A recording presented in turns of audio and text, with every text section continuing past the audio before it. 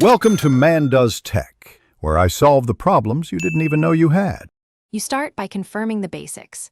Make sure the phone is signed into your Samsung account and connected to the network, because the remote tools need that connection. Once done, sign into the Samsung Find My Mobile portal with your account credentials and follow the remote unlock option. This is fast and preserves your data. If two-step verification blocks you, retrieve that code or disable it temporarily from another trusted device, then retry the remote unlock. If remote tools cannot unlock the phone, you need to move toward recovery options while understanding the trade-off. Many of them erase user data. First, confirm any available backups in Samsung Cloud or your Google account so you can restore later. Next, collect proof of ownership, receipt, serial, IMEI, because an authorized Samsung service can verify you and assist. Make sure to notify any linked accounts so you can protect data during the reset and restoration. Finish by choosing the safest route.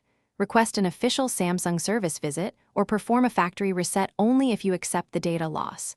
This step removes the lock but clears personal files. Once the device is reset, sign into the same Samsung and Google accounts to restore backups and reapply a secure lock. If you cannot access your accounts, contact Samsung support directly and provide proof of ownership. This is the key troubleshooting path if automated methods fail. Thanks for watching.